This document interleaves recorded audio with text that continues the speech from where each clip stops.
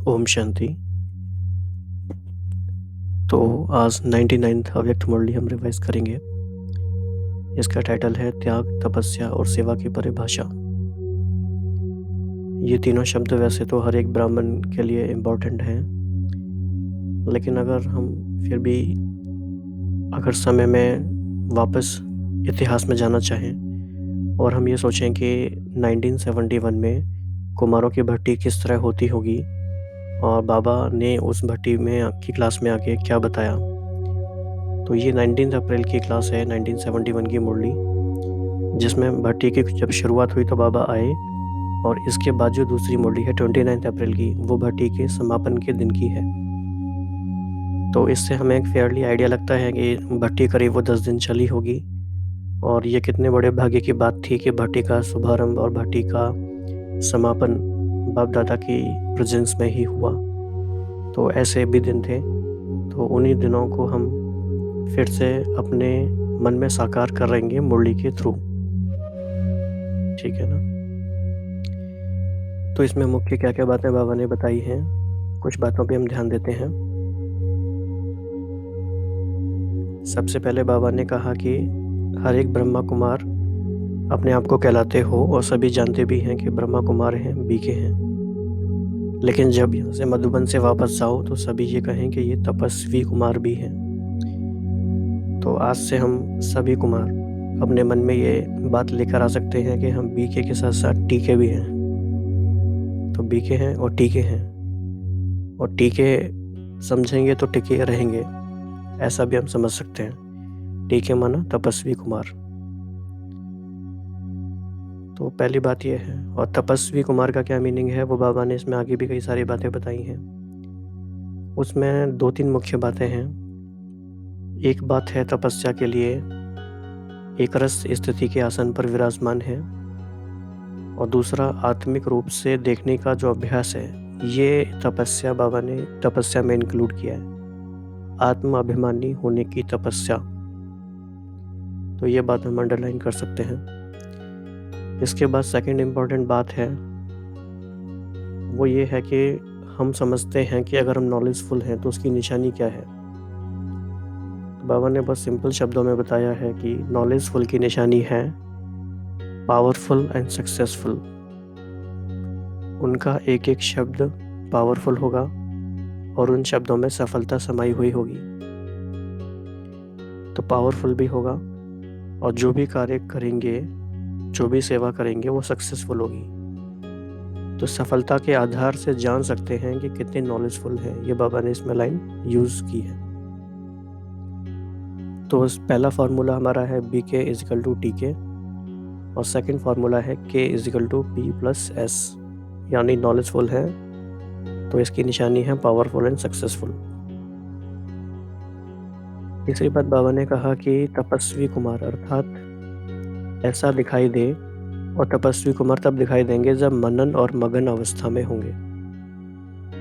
बुद्धि मनन अवस्था में होगी तो मगन भी होगी। और बाबा ने इसमें ऐड किया कि जैसे कोई स्थूल में लौकिक में नशे वाले होते हैं तो उनकी आंखों से दिखाई देता है कि ये नशे में है, ऐसे ही आपके नयनों से दिखाई दे कि ये नशे में है। और नशा कौन सा है? 2 तरह का नशा है, ईश्वरीय नशा और नारायणी नशा।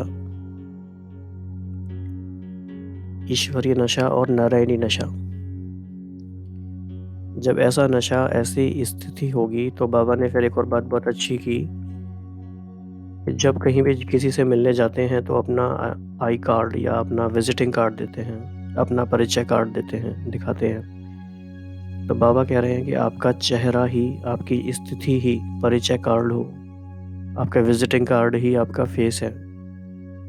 तो ये एक बहुत अच्छी स्थिति की बात है और बहुत अच्छा बाबा ने हमें तरीके से बताया। और एक बात बाबा ने कही कि कई बच्चे ऐसा समझते हैं कि बाप गुप्त है, ज्ञान गुप्त है, तो प्राप्ति भी गुप्त है। बाबा ने कहा नहीं, ऐसी बात नहीं है। बाप गुप्त है, ठीक है, ज्ञान गुप्त है, ओके, लेकिन उसके द्वारा जो प्राप्ति है और जो धारणाएं हैं उन्हें प्रत्यक्ष करो, वो गुप्त नहीं है। तो जो भी आपने अंदर समाया है उसकी प्राप्ति विजिबल दिखाई देनी चाहिए आपके लाइफ में। तो प्राप्ति का स्वरूप चेहरे से दिखाई दे। फिर ये हमने बात की ही थी, तपस्वी अर्थात एक रस स्थिति का आसन और आत्माभिमानी होने की तपस्या है।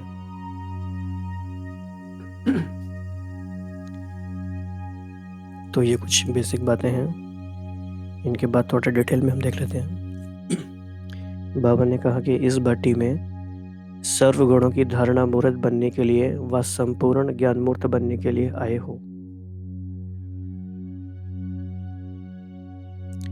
उसके लिए 3 बातें याद रखनी है। तो ये कुमारों के लिए बोला है, 3 बातें याद रखनी है और सारी नॉलेज का सार उन 3 शब्दों में समाया हुआ है। वह शब्द कौन से हैं? त्याग, तपस्या, सेवा। इन 3 शब्दों को भी अगर हम निरंतर सोचते रहें भिन्न भिन्न रीति से, तो ये मनन चिंतन का भी अच्छा माध्यम है, स्थिति बनाने का भी अच्छा माध्यम है और सारी स्मृतियों को मन में फिर से इमर्ज करने का भी अच्छा तरीका है। तो त्याग किसको कहा जाता है? निरंतर त्याग वृत्ति और तपस्या मूर्त बनकर हर सेकंड, हर संकल्प द्वारा हर आत्मा की सेवा करनी है।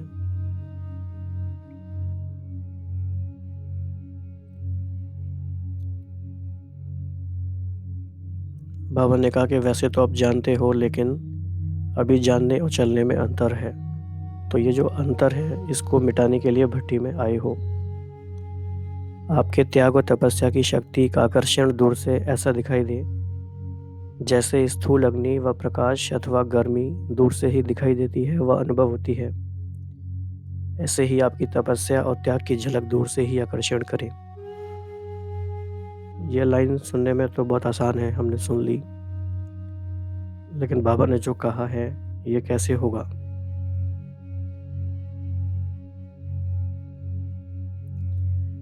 आपकी तपस्या व त्याग की झलक दूर से ही दिखाई पड़े, आकर्षण करें। तो ऐसा बहुत कम आत्माएं होती हैं, और जो भी होती हैं तो उनका एग्जाम्पल से हमें सीखना है। इसके बाद बाबा ने कहा सेवाधारी तो बहुत अच्छे हो, लेकिन सेवा करते समय त्याग और तपस्या को भूल नहीं जाना है। जितना नॉलेजफुल उतना ही पावरफुल और सक्सेसफुल होना चाहिए। नॉलेजफुल की निशानी यह दिखाई देगी कि उनका एक एक शब्द पावरफुल होगा और हर कर्म सक्सेसफुल होगा।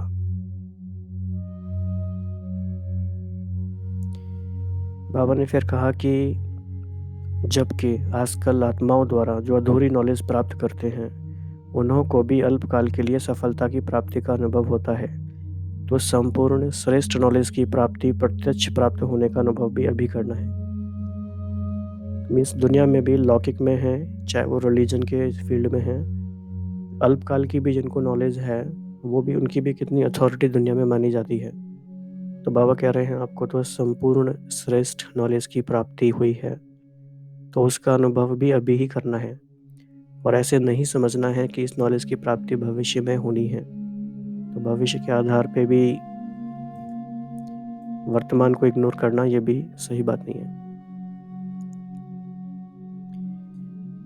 तो सफलता के आधार पर अपनी नॉलेज को जान सकते हो, ये एक अच्छा टेस्ट है। तो भट्टी में क्यों आए हो? चेक करने और कराने के लिए कि कहाँ तक नॉलेजफुल बने हैं, कोई भी पुराने संकल्प व संस्कार दिखाई ना दे। मस्तक अर्थात बुद्धि की स्मृति व दृष्टि से सिवाय आत्मिक स्वरूप के कुछ और दिखाई न दे, ऐसे निरंतर तपस्वी बनना है। जिस भी संस्कार व स्वभाव वाले, चाहे रजोगुणी चाहे तमोगुणी आत्मा हो, संस्कार व स्वभाव के वश हो, आपके पुरुषार्थ में परीक्षा के निमित्त बनी हुई हो, लेकिन हर आत्मा के प्रति सेवा अर्थात कल्याण का संकल्प व भावना उत्पन्न हो, ऐसे सर्वात्माओं का सेवाधारी व कल्याणकारी बनना है। इसके अलावा बाबा ने कहा कि महीनता का अनुभव करना है और हर पुरुषार्थ में फलीभूत वह हो सकता है जिसमें ज्ञान और धारणा के फल लगे हुए हो। अभी ब्रह्मा कुमार के साथ साथ तपस्वी कुमार दूर से ही दिखाई पड़ो, ऐसा बनकर जाना है। यह तब होगा जब मनन और मगन दोनों अनुभव करेंगे। जैसे स्थूल नशे में रहने वाले के नैन चैन चलन दिखाई देते हैं कि ये नशे में हैं, ऐसे ही आपके चलन और चेहरे से ईश्वरीय नशा और नारायणी नशा दिखाई पड़े। चेहरा ही आपका परिचय दे। जैसे कोई के पास मिलने जाते हैं तो परिचय के लिए अपना कार्ड देते हैं ना, इस रीति से आपका चेहरा परिचय कार्ड का कर्तव्य करे। सोचिए कि 1971 में भी ऐसा होता था क्या? स्ट्रेंज। तो कई ऐसे समझते हैं कि ज्ञान गुप्त है, बाप गुप्त है तो धारणा भी गुप्त है। ज्ञान गुप्त है, बाप गुप्त है, लेकिन उन द्वारा जो धारणाओं की प्राप्ति होती है वह गुप्त नहीं हो सकती। तो धारणाओं को व प्राप्ति को प्रत्यक्ष रूप में दिखाओ, तब प्रत्यक्षता होगी। फिर बाबा ने कहा कि कुमारों का एक संस्कार होता है कि वो कुछ कुछ बचा के रख लेते हैं संस्कारों को जेब खर्च के लिए। तो ये संस्कार दूर करना है। बाबा ने कहा कि माया प्रिवी पर्स की रीति से कहाँ न कहाँ किनारे में रह जाती है। तो जो पुरानी जायदाद है वह भस्म करके जाना है। और यह जो ग्रुप है तपस्वी कुमार ग्रुप है। इसके बाद आप देख सकते हैं बाबा ने कितनी बार समझा समझा टर्म यूज़ किया है, राइट। क्वेश्चन नंबर 8 समझा, क्वेश्चन नंबर 9 समझा, क्वेश्चन नंबर 10 समझा, क्वेश्चन नंबर 11 समझा। तो क्या समझा हमने?